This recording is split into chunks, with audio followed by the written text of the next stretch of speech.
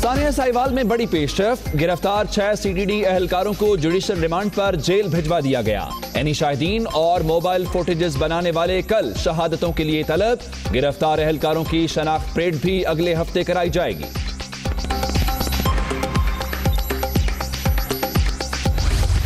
जो भी पाकिस्तान का लीडर होगा वो अकाउंटेबल होगा। शहबाज शरीफ ने बड़ी तंज किया, मेरे सामने उस्मान बुज़दार बैठे हैं, इसी घटिया सी जबान इस्तेमाल की। शहबाज शरीफ आप बाय डिफॉल्ट बन गए हैं सब कुछ, आपकी क्या स्ट्रगल है? वो बाप बेटा कागज पकड़ के फिर रहे हैं कि जी हमें विरासत में मिल गई है पॉलिटिकल पार्टी। एहतसाब के बगैर जमहूरियत आगे नहीं बढ़ सकती। ऑपोजिशन असेंबली में बोलने का मौका तक नहीं देती। शहबाज शरीफ को जदोजहद से नहीं, बड़े भाई की वजह से ओहदे मिले। जरदारी और बिलावल को भी पार्टी विरासत में मिली। वजीर आजम का नमल कॉलेज में कॉन्वोकेशन से खिताब। वजीर आला पंजाब की फिर तारीफें।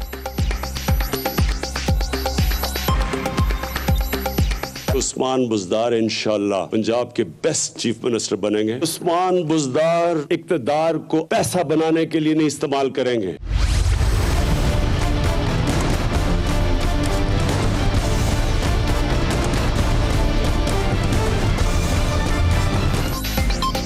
अफगान तालिबान और अमरीका का जंग के खात्मे पर इत्तेफाक। मुज़ाकरात हौसला अफजा करार। अहम पेशरफ्त हो गई। कई मसाइल पर काम होना बाकी है। ज़ल्मे खलीलजाद का ट्वीट। मदद पर कतरी हुकूमत के शुक्रगुजार। पाकिस्तान ने अपना रोल अदा कर दिया है। पाकिस्तान एक मेज पर बिठाने में उन्हें कामयाब हो गया है। मुज़ाकरात का अमल आगे बढ़ रहा है। पाकिस्तान अमरीका और अफगान तालिबान को मुज़ाकरात की मेज पर लाने में कामयाब हुआ। बड़ी सिफारती कामयाबी मिली। मजीद खुशखबरियां मिलेंगी। अपने मफादात का किसी सूरत सौदा नहीं करेंगे। वजीर खारजा शाह महमूद कुरैशी की मुल्तान में मीडिया से गुफ्तगू। पाकिस्तान को बड़े फवायद हासिल होंगे। फवाद चौधरी की दुबई में प्रेस कॉन्फ्रेंस। शोरों जैसे लोग, उन्हीं ने इस शहर को अपनी लूट खसूट का निशाना बनाया हुआ था। ऑफर दिया है कि तुम भी आ जाओ, मैं भी आ जाता हूँ एक मनाजरे में, या तुम रिजाइन करो वरना मैं रिजाइन करूँ। पीपल्स पार्टी ने कराची को तबाह किया। सिंध हुकूमत जिम्मेदार। जाम खान चोरों ने सिंध बिल्डिंग कंट्रोल अथॉरिटी को ठेके पर दिया। चाइना कटिंग की तफसील बताई जाए। शमीम नकवी गुस्से से लाल पीले। वजीर बल्दियात और मेयर कराची को मनाजरे का चैलेंज। वजीर आजम का 50 लाख घर बनाने का नहीं, गिराने का प्लान। बनी गाला को रेगुलराइज किया जा सकता है तो दीगर इलाकों को क्यों नहीं? हुकूमत के पास आवाम की बेहतरी के लिए कोई प्रोग्राम नहीं है। खुर्शीद शाह की तनकीद। कराची वालों के लिए सुख का सांस। शादी हॉल्स की बंदिश का खदशा टलने पर खुश। शेड्यूल के मुताबिक मेहंदी, बारात और वलीमे की तकरीबात। फुल मौज मस्ती के प्रोग्राम। कमर जमान कायरा के रिश्तेदारों की जमीनों पर कब्जा कराने का इल्जाम। हुकूमत अब गुंडागर्दी पर उतर आई। ऑपोजिशन के किसी रहनुमा का रिश्तेदार होना भी जुर्म बन गया। बिलावल भुट्टो का बयान। हुक्मरानों को झूठे वादों के सिवा कुछ नहीं आता। 5 माह में बिजली, गैस, पेट्रोल सब कुछ महंगा। फलाही रियासत बनाने के लिए क्या इक़दाम किए गए? सिराजुल हक की मुल्तान में मीडिया टॉक।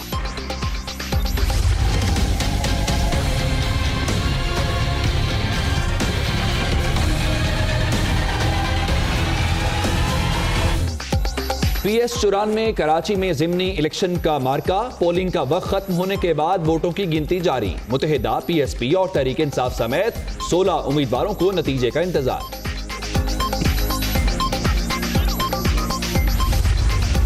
दरियाए चनाब पर जेर तामीर आबी मंसूबों के मुआयने के लिए green signal. Indus water commissioner की सरबराही में पाकिस्तानी वफ्द भारत रवाना। साइट्स का दौरा 2014 से मुअत्तल था।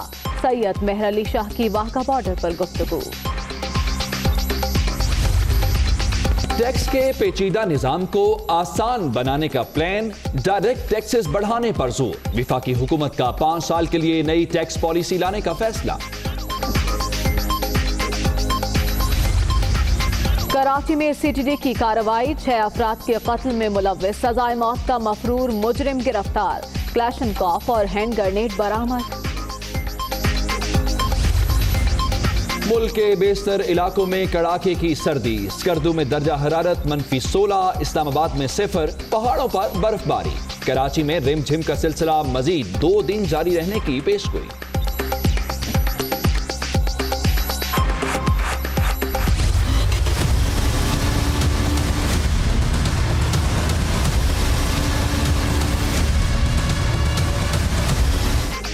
रूस के दारुल हुकूमत मॉस्को में बर्फबारी से 70 साला रिकॉर्ड टूट गया। मामूलात जिंदगी बुरी तरह मुतासिर, जगह जगह ट्रैफिक जैम। सिलसिला मजीद 3 रोज जारी रहने की पेशगोई। फिलिपाइन में चर्च के सामने धमाका, 27 अफराद हलाक, 77 जख्मी, अस्पताल मुंतकिल। मरने वालों में 7 फौजी भी शामिल।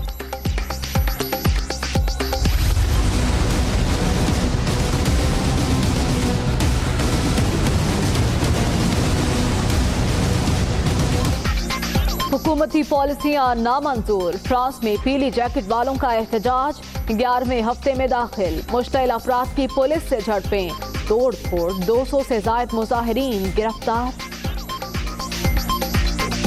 वज़ीर आज़म इमरान खान कहते हैं कि शहबाज शरीफ ने कोई जिद्दोजहद नहीं की, भाई की वजह से आगे आए। उन्होंने उस्मान बुज़दार के बारे में घटिया जबान इस्तेमाल की। नमल कॉलेज के कॉन्वोकेशन से खिताब करते हुए वज़ीर आज़म ने आसिफ अली जरदारी और बिलावल भुट्टो जरदारी को भी निशाने पर रखा। बोले, जमहूरियत एहतसाब के बगैर आगे नहीं बढ़ सकती। उन्होंने असेंबली में बोलने का मौका न देने पर शिकवा किया। शहबाज शरीफ ने बड़ी तंज किया। पंजाब के चीफ मिनिस्टर मेरे सामने उस्मान मुजदार बैठे हैं, कहते जी बड़ी अजीब सी घटिया सी जबान इस्तेमाल की। मैं उनसे पूछना, शहबाज शरीफ आपका क्या, आप तो भाई की वजह से बाय डिफॉल्ट बन गए हैं सब कुछ, आपकी क्या स्ट्रगल है? इनके बच्चे सारे तैयार हो गए हैं। नवाज शरीफ को एक मिलिट्री डिक्टेटर ने पकड़ के पहले गवर्नर बनाया और फिर वजीर आला बनाया, फिर IGI को बना के उन्होंने प्राइम मिनिस्टर बना दिया। उधर दूसरी तरफ देखो, वो बाप बेटा कागज पकड़ के फिर रहे कि जी हमें विरासत में मिल गई है पॉलिटिकल पार्टी। असेंबली में मुझे मौका नहीं मिलता, वो बात नहीं करने देते, इसलिए मैं वो आज आपके सामने करने लगा हूं। उस्मान बुज़दार इंशाल्लाह पंजाब के बेस्ट चीफ मिनिस्टर बनेंगे। मैं ये क्यों समझता हूं? क्योंकि इनमें आजिज़ी है, तकब्बुर नहीं है, 40 गाड़ियों के प्रोटोकॉल में नहीं फिरते, 35 करोड़ रुपए चीफ प्राइम मिनिस्टर का जहाज नहीं इस्तेमाल किया, इनके वो बेटे डर के एहतसाब से बाहर नहीं भागे हुए, इनका दामाद पैसे चोरी करके बाहर नहीं भागा हुआ। अकाउंटेबल होता है जमहूरियत के अंदर बादशाह, हर तरह पैसा नहीं खर्च कर सकता, अवाम के टैक्स पेयर से वो जवाबदेह होता है। हमारे आपने तमाशा देख लिया, जब से इनसे जवाब तलब कर रहे हैं, अरबों रुपए की चोरी है, क्या है, कुछ है, वो ऐसे रखते हैं कि पाकिस्तान पे एहसान कर रहे हैं कि जवाब देने लगे हैं। इसलिए जब तक जमहूरियत के अंदर ये 2 चीजें नहीं होती, वो आगे नहीं बढ़ती। जो भी पाकिस्तान का लीडर होगा वो अकाउंटेबल होगा, वो जवाबदेह होगा अवाम के सामने। अवाम का पैसा वो अपने ऊपर नहीं खर्च करेगा, अवाम का पैसा अवाम के लिए होगा और वो कानून के नीचे होगा। उधर सिंध के खिलाड़ी सिंध हुकूमत पर खूब गरजे और बरसे। फिरदौस शमीम नकवी कहते हैं कि पाकिस्तान पीपल्स पार्टी ने 11 साल में कराची का बुरा हाल कर दिया। जाम खान शोरो ने सिंध बिल्डिंग कंट्रोल अथॉरिटी को ठेके पर दे रखा है। बताया जाए कि चाइना कटिंग कहां कहां हुई। उनका यह भी कहना था कि वो मनाजरे के लिए तैयार हैं। कराची में न्यूज कॉन्फ्रेंस करते हुए PTI रहनुमाओं ने कहा कि शहर को बर्बाद करने में सबसे बड़ी जिम्मेदारी सिंध हुकूमत की है।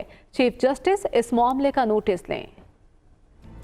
कुछ बड़े चोर, लुटेरे, डाकू जो वजारतों की कुर्सियों पर बैठे थे और बैठे हैं, जो वो माफिया का हिस्सा हैं, जो पाकिस्तान से पैसे लूटती है और बैरूनी मुल्क जाके वो लगा देती है। 11 साल से शहर कराची को तबाह करती आई है, जिसके अफसरान, जिसके वज़रा, जिनका ज्यादातर से कराची से कोई ताल्लुक नहीं था, जाम शोरो जैसे लोग, उन्हीं ने शहर को अपनी लूट खसूट का निशाना बनाया हुआ था।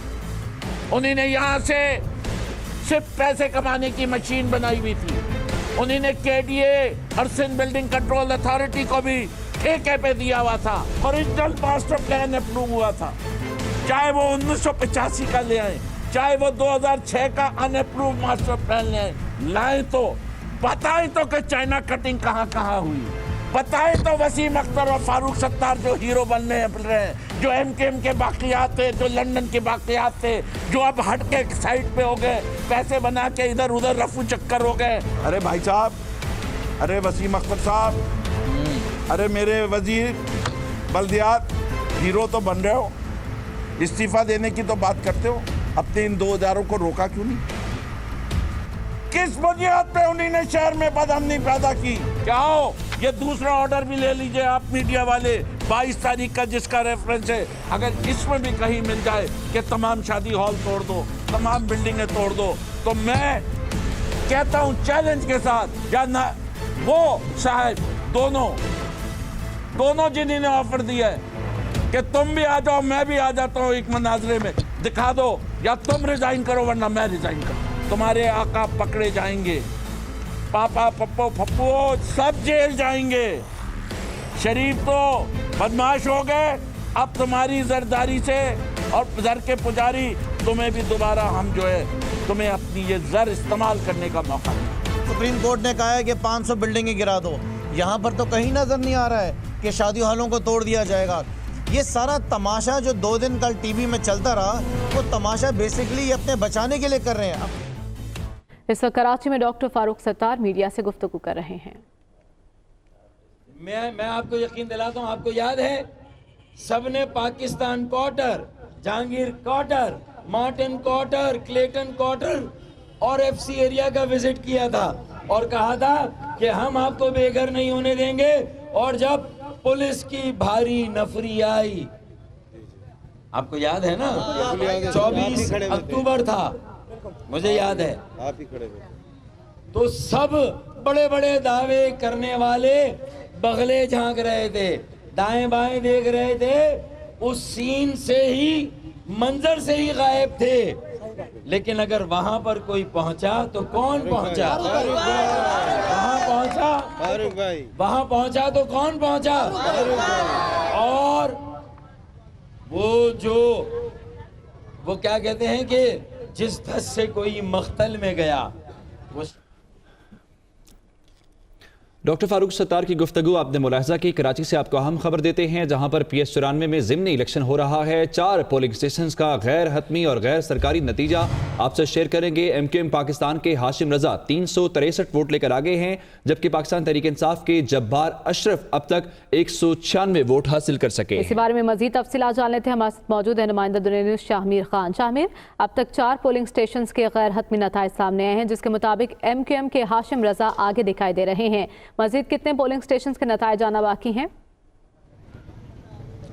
आज ही बिल्कुल अगर मजमूई तौर पे देखा जाए तो 194 पोलिंग स्टेशन है जो कि इस हल्के में कायम किए गए थे। अब तक मुख्तलिफ पोलिंग स्टेशन है जहाँ से गैर हतमी गैर सरकारी नताइज में आना शुरू हुए। ताहम अब तक देखा यह जा रहा है कि मुत्तहिदा कौमी मूवमेंट के जो यहाँ से उम्मीदवार थे हाशिम रजा, वो सबका ले जा रहे हैं। ज़्यादातर वोट जो हैं वो उनके ही हक में जो है निकलते हुए दिखाई दे रहे हैं, जबकि दूसरे नंबर पर अगर देखा जाए तो पाकिस्तान तहरीक इंसाफ के जो उम्मीदवार हैं वो दिखाई दे रहे हैं। वोट्स की जो गिनती का अमल है वो ताहाल जारी है। खासा कम अब तक हम देख रहे हैं कि पोलिंग स्टेशन का जो है वो रिज़ल्ट आना शुरू हुआ है। ताहम अभी भी बड़ी तादाद है पोलिंग स्टेशन की जहाँ पे जो है वो वोट की काउंटिंग का सिलसिला जो है वो जारी है, और वक्त गुजरने के साथ साथ जो है वहाँ से भी जो वोटों की तादाद है वो जो है उनकी गिनती आना शुरू हो रही है। तो हम देख रहे हैं इसी तरह सियासी जमातों की जो गहमा गहमी है वो भी देखने में आ रही है। कहीं पे MQM पाकिस्तान के जो है कारकुनान है वो सड़कों पे हैं, नारेबाजी की जा रही है, वहीं पे तहरीक इंसाफ के और दीगर जमातों के भी जो कारकुनान हैं वो सड़कों पे हैं। ठीक है, बहुत शुक्रिया शामिर खान, आपने अपडेट किया। और अब आपको बताएं कि नवाज शरीफ के जाती मौलिस डॉक्टर अदनान का ट्वीट सामने आया है। उनका कहना है कि नवाज शरीफ का मेडिकल चेकअप अभी नामुकम्मल है, नवाज शरीफ को अस्पताल दाखिल किया गया, ना ही बेहतर इलाज किया जा रहा है। ट्वीट में यह भी लिखा गया है कि किसी किस्म की ताखीर नवाज शरीफ की सेहत खतरे में डाल सकती है। साबिक वजीर आजम नवाज शरीफ अल अजीजिया रेफरेंस में सजा याफ्ता हैं और लाहौर की कोट लखपत जेल में इस वक्त कैद हैं। उनके जाती मौलिस डॉक्टर अदनान ने ट्वीट किया है जिसमें वे कहते हैं कि नवाज शरीफ का मेडिकल चेकअप अभी नामुकम्मल है। खबरें और भी हैं, शामिल करेंगे। हाय, it's Sayyeda Shanaz here. Thank you for watching Dunia News. For more videos and updates, don't forget to click the subscribe button. Keep watching Dunia News.